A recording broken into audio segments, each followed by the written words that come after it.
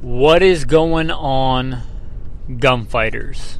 Saddle up for another episode of Gunfighter Life, the podcast where we talk about gunfighting the right way, with God at the center, Judeo-Christian values, and real-world first-hand experience. Gonna try a new version of the bio.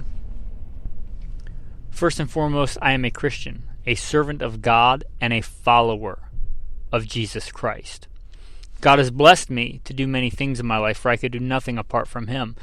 U.S. Marine Corps combat veteran, did a couple of tours in Iraq.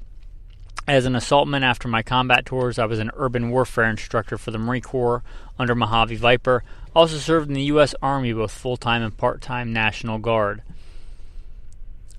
Also did several years in law enforcement, LAPD. I worked regular assignments and more specialized assignments. Been a private contractor for a 3-letter government agency. That's all I'll say about that.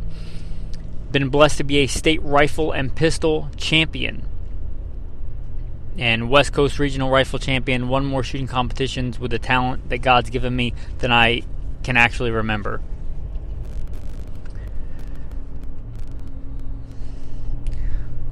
Was blessed to be the commander of a tactical team in a large metropolitan area. Our primary job, the reason we primarily existed, was to stop active shooters. I got the opportunity to head up and be the commander of that team. I grew up around guns, hunting and shooting and competing at a very early age. Been blessed to hunt all over this beautiful country, from whitetail on the East Coast to mule deer on the West Coast, and bear and elk and all manner of things. I've even been a professional big game hunter and guide. But again, most importantly, I'm a Christian. With that, let's get into today's topic. Shooting faster. Now, one of the patrons asked me, and if you don't know about Patreon, it's a way that you can support this podcast, and hopefully I can support you. And sometimes people ask me stuff on there, or they'll send me a video and I'll review it and see what I can do to help them with, or give them tips, or be like a virtual hunting guide. They'll send me a map of a piece of property and I'll draw out what I think is a good game plan. Things like that. Anyway, yesterday in the chat, somebody asked me about shooting faster. They said their split times were caught at a certain number, and they've kind of plateaued. They didn't use that term, but I'm going to use it. And they couldn't get any faster than that. And they asked for some advice. And I thought off the top of my head, in a few minutes, I sent them back a reply. And I asked today, I said, hey, patrons, you got any ideas for a podcast? Because I'm kind of having orator block. I guess you call that like writer's block, but for an orator, for somebody who speaks. Couldn't really think of anything to do a podcast on. And they said, those tips you gave yesterday might make a good podcast. So, by God's grace and their help, here we are. The number one thing you can do to shoot faster, from pew to pew, right? The number one thing you can do to shoot faster: pray. It is written, you do not have because you do not ask. It is also written, Psalm 144, blessed be the Lord my rock, who trains my hands for war and my fingers for battle. David was a man after God's own heart. It was sung about David. He killed tens of thousands. Right? He shed a lot of blood. He was a great warrior. Likewise Gideon, likewise Abraham, and likewise Moses. He was, for lack of a better term, a military general. He commanded an army. There's no contradiction between being a strong warrior and being proficient with a weapon and being a man of God. Anyway, pray. That was my number one thing, and I wasn't just saying that off the cuff. Like, that is the number one thing you can do, pray. And I do not have a monopoly on this. I consider what God gives me to be shared. God doesn't give us blessings and talents to share, or rather, God doesn't give us talents to hoard, but to share. One of the prayers that I often pray is some version, and it might vary a little bit, but some version of this. I pray the Psalm 144, blessed be the Lord my rock, who trains my hands for war and my fingers for battle. Pray for greater warrior ability. shooting ability, dry firing ability, greater accuracy, speed, and consistency, and self-diagnostic ability. Now you can take that and run with it, change it for whatever you pray, however you want. If you want a place to start, maybe start there. After that, to shoot faster, the number 2 thing I told him was make sure you rotate that support hand forward, lock it in, and squeeze it like you're trying to break it. Okay?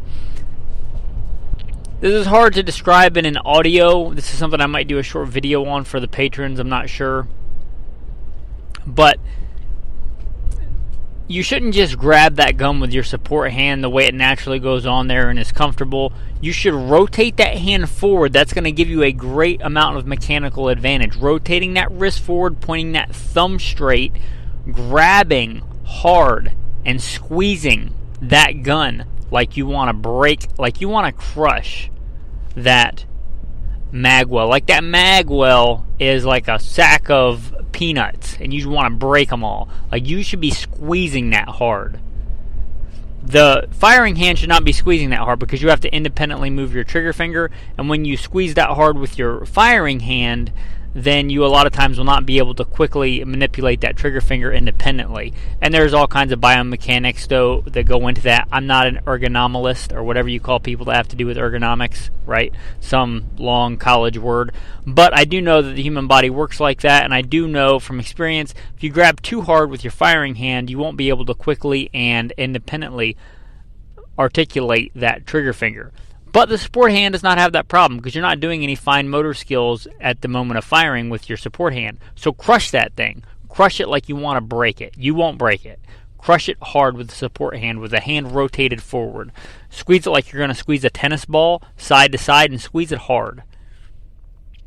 It shouldn't be, I don't care whether it's comfortable or not. I'm talking about being effective. And I'm going to do a brief aside. This is one of my pet peeves of the firearm world, and I hear it from people even that I respect. Get a gun that feels good in your hand. I dissent from that opinion. I could care less how the gun feels in your hand. Do you shoot it well? Because it could feel like you slipping your hand into a warm jacuzzi. If you can't shoot for crap, what's the point? The point of a gun is not to feel good in your hand. It's not a security blanket. It's not sucking your thumb. The point of a handgun is to be effective, to be a defensive tool, or if need be, some other kind of tool. But it's not to feel good. Feeling good is some tertiary or even further down the road thing. That handgun could feel really good in your hand, but when you grab it and the front sight is in line all the way back to your shoulder properly, right? If your trigger finger cannot naturally rest the center of your pad on the center of that trigger, I don't care how good it feels. You're not going to shoot that as effectively as you could a gun that fits properly in your hand, even if it feels bad. Even if I rub it with poison ivy, if it fits your hand properly and you grab it right and it points well for you and you have the right ergonomics with your trigger finger and your firing hand and your non-firing hand, that's way more important than how it feels. Same with your support hand. Does it feel good or is it effective? If you have to choose one, choose what's effective. You do it long enough, you'll get used to it. But grab it with the effective amount of strength, the effective amount of torque and tension in your wrist, and that's all something that you can get from going to somebody who knows. And I say this with all respect as a combat veteran and as a law enforcement veteran, not a cop or not a military person, because they likely don't know this either. Go to a competition shooter that has won a couple of speed shooting competitions. I mentioned competition shooting in the bio.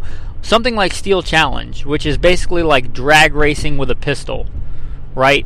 You're going, hot and fast. You're going from 0 to 60 real quick, and you're shooting really fast. And a sport like that, if they're winning, even at a local match, they're going to know things like this, right? Because you can't shoot that fast. You give a winning competition shooter, the FBI qual and run them through it, they'll likely shoot it in about half the time and shoot it really, really well. Most police officers, sadly, and no disrespect, they're not gunfighters. Some of them are, but like the FBI, people think of them as like the experts. They're the Federal Bureau of what? Investigations, not gunfighting. They do paperwork. Ask the average police officer even one in a specialized unit like I was, how much time they spend pulling a trigger versus how much time they spend behind a keyboard or with a pen in their hand, right? I'm just being honest with you.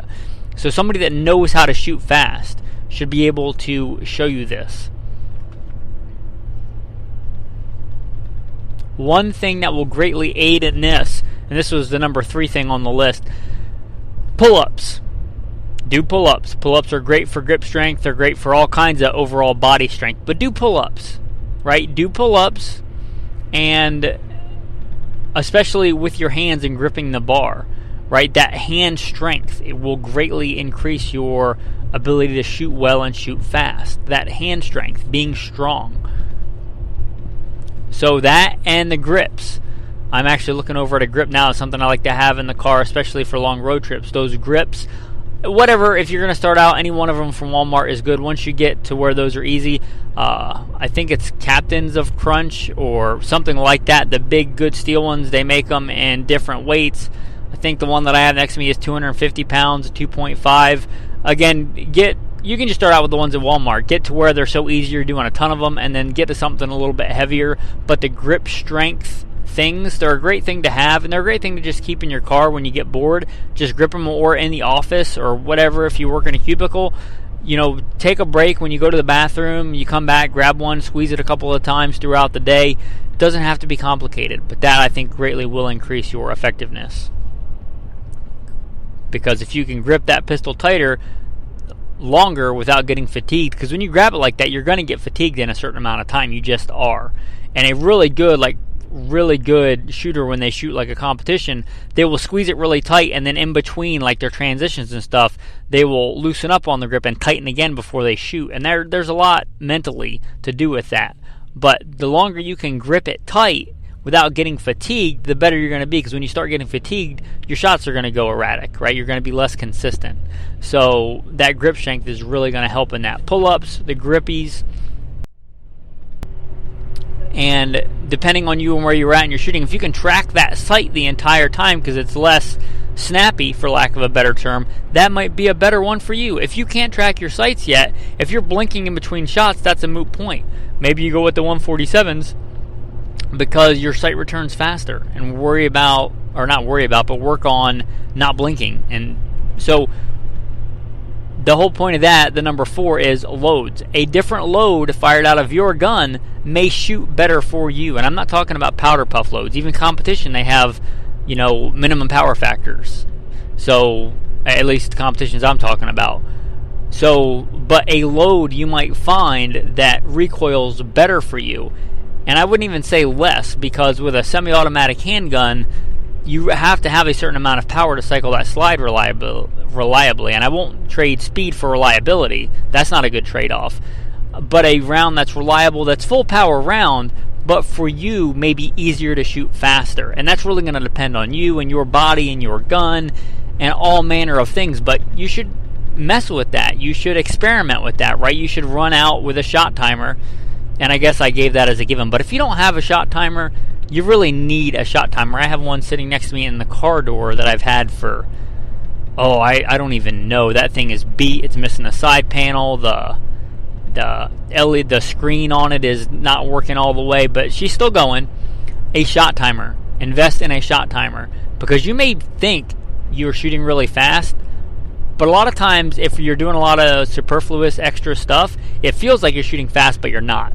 If you're doing everything smooth and correctly and minimizing excess movement, then a lot of times you'll be shooting really fast, but it doesn't feel like it because you're very efficient.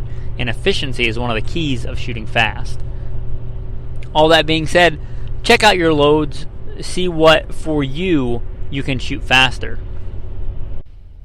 Alright, so with that shot timer, another thing you can do to shoot faster is have that gun pointed in a safe direction, but just don't worry about a target. Have it pointed in a safe direction, the dirt berm, whatever is safe at your range, and then be ready, and then when the buzzer goes off, pull the trigger. And work on getting your reaction time faster. Reaction time is important, right? If you're trying to get a fast draw or a fast split time or whatever, and you're waiting for that front sight to be on the target, if once your brain gets to okay, it's time to pull that trigger, the lag time between your brain saying that and your finger doing it can be cut down. It can be whittled away to be faster. If you could take that and watch an untrained shooter a lot of times, and then like a fast shooter, and you do the same drill, they'll be much faster. And you wouldn't think that's a skill, but it is a skill. Quick reaction time is a skill, and that comes in handy for more than just shooting, but that quick reaction time. And that's the best way, if you're a shooter, that I know how to do it, is have that gun pointed in a safe direction, and then when the buzzer goes off, pull the trigger, and then look at your times and try and get faster. Try and be more efficient. Try and relax and listen for that buzz and be ready to go. Be ready to rock and roll when that buzzer goes off. The next one, a better trigger, right? And if this is a duty gun or a carry gun, I would encourage you to not go crazy modifying your trigger. If it's a competition gun, that's a different story. But a better trigger, right? I almost guarantee if you have any amount of speed training, you're going to shoot a 1911, a Series 70 1911. Your split times are going to be better than they are with a Glock 19. And, you know, if I take the same person, even if they're used to shooting a Glock, and I say shoot as fast as you can, 2 shots on the buzzer, they're almost certainly, in my experience, going to be faster with a Glock 9 or with a 1911 than they are with a Glock. Just mechanically. Glocks have a long, squishy, mushy trigger. They take a lot more movement. You have to do more to get the gun to go off, right? So they have to be that way because they don't have a manual safety. So you have to have not a light, crisp, short travel trigger. That's the way they get around that, is having a long, squishy trigger with a trigger take-up safety mechanism and all that. That being said, if you can get a short, light, minimal travel trigger, you're going to shoot faster, right? And you can argue with that if you want, but that's just science. You can't argue with science. So I joking around, I say that a lot of times with the wife with stuff that's completely not science. I'm like, you can't argue with science. But that is science, right? If you're doing less and you have to do it repeatedly, the less you have to do, the faster you're going to be. And you can argue with that, you Glockophiles, but that's just the truth. And a lot of Glock people that really love Glocks, if they want to shoot faster, they'll put better triggers in their Glocks. Why? Because it's faster. And it's better. It's just less nastiness that you have to deal with on the trigger. And I didn't start there. I don't say just if you want to shoot faster, just go buy a better trigger. Work on all the other stuff, and when you get to the point where you can take advantage of it, you might want to think about, if you're at that point where the gun is holding you back and you want to be a better shooter, going to a better trigger.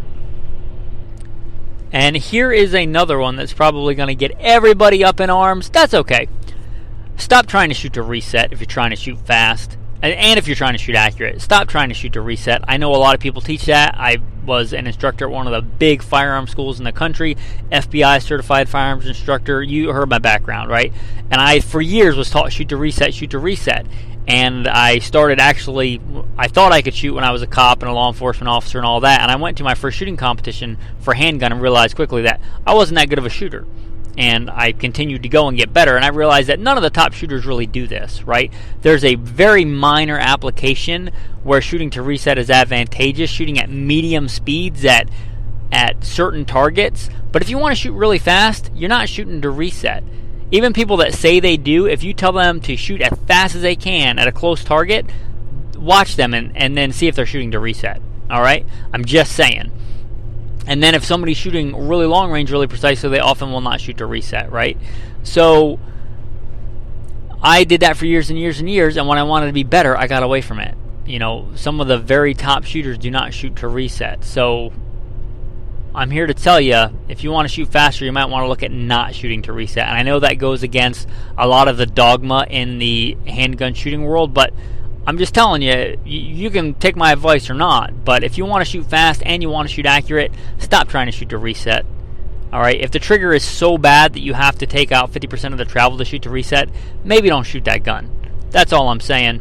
And even if you are shooting those guns, you can shoot them very quickly. Like a lot of times when I go to training class or a competition, I'll shoot a Glock because it's either specified or that's what everybody else is shooting, and I don't want them to think that I shoot really well because I'm rocking the STI, right? I'll slum it and break out the Glock, and I still shoot it, and you shoot it just as fast. And one of the advantages to this is, even if you're the people that really spout the shoot to reset, even a lot of those will concede that reset is different, even from Glock to Glock. Even if you have two different Glock 19s, same gen and everything, you can have vastly different resets on both those guns. So you can do all this practicing to shoot to reset on that one gun. Well, you better marry that one gun, because as soon as you go to a different Glock or a different gun, all that practice shooting to reset may hurt you, because you may go to shoot and you may not reset that trigger. Now you have a dead trigger, right? And then you're sitting there trying to pull a dead trigger.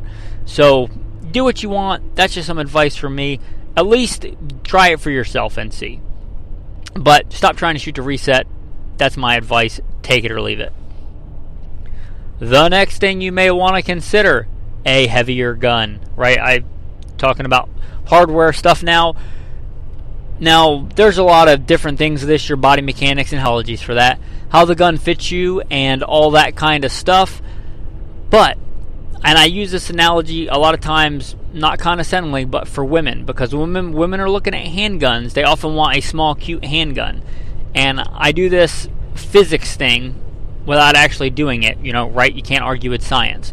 I take two guns, unloaded, cleared, safe, probably action open, set them on a table, and I say, okay, both these guns are 9mm, super small subcompact gun, and a full-size fighting handgun. I set these on the table, I load them, and I use some kind of rod or something to pull that trigger on both these guns. Which one is going to fly back farther?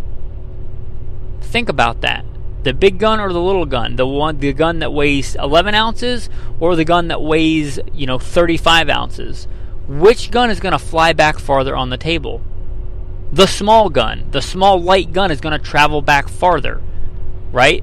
The same thing's happening in your hand when you shoot both those guns. Even if they're both 9mm, the lighter, smaller gun is going to recoil more, because that recoil goes into one of two places, the gun or your hand. The more that goes into the gun, the less that goes into your hand. A bigger, heavier gun, all other things being equal, and they're generally not, but as a generality, the bigger, heavier gun is going to have less felt recoil for you and your hand and your body, right? So if you're trying to shoot faster, a heavier gun. There's a reason, when the SIG, whatever they are, the SIG, the Legion competition model, they actually take a plastic frame like most of the 320s have, and they put tungsten in it, a super heavy element in plastic. Why? To make it heavier so you can shoot it faster, right? That's the reason they do that. And this is a trade-off. If it's your carry gun, you may not want to go heavier, but I'm telling you that will work, right? That's just a thing. If you take two 1911s, identical, government-size, full-size 1911s, and one has an aluminum frame, an alloy frame, and one has a steel frame, and you shoot them for time at a circle, let's say at 7 yards, and you shoot as fast as you can keep those rounds in the circle, unless there's some weird thing with you, I almost guarantee that you're going to shoot that steel frame faster. Why? It's heavier. It's going to return. It's going to have, that recoil is going to take that sight off target less because it's heavier. And that's just a thing. So maybe look at a heavier gun. If you're trying to shoot faster with a, let's say a Glock 43, I almost guarantee stepping up to the Glock 19, you're going to shoot faster, even if it's got a very similar trigger. And again, no two triggers are identical. Triggers are like women, they're all a little bit different. Some are vastly different. So that being said, a heavier gun, that's one of my suggestions for shooting faster. Alright, and the next one, another hardware one, a compensator. Compensators exist for a reason, just like they do on a battle rifle, or if you're talking about shooting faster on a battle rifle, a compensator, they work, right? They work. A brief example of this for me, one of my go-to practice guns for practicing shooting, a lot of times I'll practice with a 22, right? If I'm practicing my draw at 3 yards, I can do that dry fire, and then I can do that live fire. Why waste all that ammo if I can do and develop that skill with a 22? Anyway, one of my 22s, I put a compensator on, a micro comp, a pistol compensator, and I thought it might, but it was sighted in for 25 yards, right? And when I put the comp on it, I shot it again, and it shot lower. Why? Because the muzzle was rising less, even a little bit less before that bullet even left the barrel, right? Compensators do work. They do work, and they work on a handgun too. I have one on that. I have one on my go-to STIs, has a precision machine comp. If you're a 1911 guy, you might want to look at the Wilson comp. I forget what they call it, but unlike a lot of modern pistols, a 1911 has a bushing on the front, so you can make that bushing a bushing comp. They've been popular for a long time for like bowling pin matches and stuff. They do add some weight to the end of the gun, which, again, it may be too much if it's a carry gun, but if you want to shoot faster, they do make comps, and a lot of barrels today more commonly come threaded. And if not, if it's a common platform, a SIG 320 or a Beretta 92 or something like that, you can likely easily get a threaded barrel. And then on that threaded barrel, you can put a compensator. And that will help you shoot faster if you can take advantage of it. Now, if you're closing your eyes and blinking and your finger is not ready, it doesn't matter how fast the gun is. If the gun is back on target quicker, but your finger is not back ready to pull the trigger and your sights aren't back on target because you haven't learned that skill, that's not going to help you, right? This is going to help you if you are waiting on that gun. Or if that gun is waiting on you, that's not going to help, right? So there's that. But a compensator, they do work. They're going to help that gun return to the target faster. So there's that. Now the last one I touched on, get a 22. If you want to shoot fast, that's going to require practice and dedication. And if you shoot a lot, a 22 handgun, most analogous to your fighting handgun, is probably going to pay for itself in ammo pretty quick if you shoot a lot. I know the price of 22 has gone up, but so has the price of everything else. And comparatively, a brick of 22 500 rounds is way, way more affordable than 500 rounds of even 9mm, the next cheapest round, right? So get the 22. If you shoot an M&P, get an M&P 22. Or if you shoot like a 1911, still get an M&P 22 because the ergonomics are very similar. Get something most analogous to that platform, right? Is the recoil going to be exactly the same? But if you're better at controlling recoil, you're going to be better at controlling recoil. I still encourage you to train with your full-size fighting handgun to get the cadence and stuff down. But if you can get that sight to move less firing 22, you're still going to be better with the 9mm, right? So a 22 will help in a lot of skills. Fast draw, fast transitions, fast follow-up shots, your double taps, your Mozambique drills, all that, right? All that. So, and you get an excuse to buy another handgun. If you consider yourself a gunfighter, a connoisseur, and I think this is sorely lacking in a lot of the tactical community, I think you got to have the new whiz-bang whatever. That's great, but to develop skill, a 22 handgun. If it's not part of your arsenal and you have more than, let's say, 2 handguns, you may really want to consider a 22 handgun analogous to your fighting handgun, right? And it has the added benefit of training and teaching new shooters, which is something that we, as gunfighters, as shooters, should be striving to do, right? Teaching new shooters. This is the kind of thing we talk about on Patreon. So if you're interested, if you've thought about supporting the podcast, again, it's not just me helping them, it's them helping me too. It's iron sharpening iron. There's a lot of men on there that know more about stuff than I do, right? And we talk about all kinds of cool stuff. How about this? We talked about this not too long ago. This is a gem here. If all nuts cost the same price, what nut would you buy most? Like, peanuts are way cheap, right? Like, peanuts are like $2 a pound. I know because I eat a lot of peanuts. For my birthday, I got 90-something pounds of peanut butter. I bought myself peanut butter. My wife didn't know and bought me peanut butter. And her mother bought me peanut butter. I have 1 tub left. So, yeah, I like peanuts, mostly because they're cheap. But if they all cost the same, if a Brazil nut costs the same as a peanut and a cashew and a pecan, what would be your nut of choice? If they were all the same price, walnuts, pecans, cashews, right? There's so many. And I know technically some are legumes, whatever, right? Can't argue with science. But if they were all the same price, what would be your favorite nut? You get gems like that, right? And just kind of a break from some of the minutia of life, and you get to hang out in a virtual tribe of like-minded men. So consider going to Patreon. There should be a link in the show notes. And thanks for listening to that. Saddle up, strap in for the tactical tip of the day. Alright, and once you are in the zone, like once you have broken that plateau, or once you're shooting really, really accurately, like you're yelling, we all have those days, right, where we're like, I'm not doing that great in my shooting. for me, for my standard. And then we all have days where we're just rock stars, right? We're just rocking it. And those times, take a second, take a pen or a Sharpie, and mark your hands. And mark them so that when you go back and dry fire, because you're dry firing, right? When you go back and dry fire that evening, that next day, whatever, to reinforce those skills, because shooting is a perishable skill, then you can put those hands back in that location. Usually even after you wash your hands a couple times, you'll still be able to see the Sharpie on there. And you can replicate that grip. We talked about grip in the very beginning. So you can replicate that grip, right? And consistency is one of the keys to accuracy, right? If you're doing... What's that quote that it's attributed to Einstein? I don't think Einstein actually said it. You can verify that for yourself. But insanity is doing the same thing over and over again and expecting different results. Well, you think of the inverse of that, right? If you want to be accurate and put the bullet the same place every time, don't try and do a different thing every time and expect a good same result. If you want the same result, do the same thing over and over. And that's going to help that. Another thing, and I heard this, I forget where, but just psychologically, when you're doing something right, tell yourself, remember that. Like when I'm getting dry firing and I get a really good shot, I'll say, remember that. And it actually will, studies, whatever this empirical study was, I forget. It was some book on psychology or something.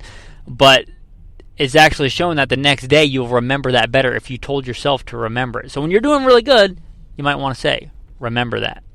Another tip, try and end on a good note. Right? A lot of times in shooting, we'll try and shoot too much and we'll continue to get worse and worse and worse and worse.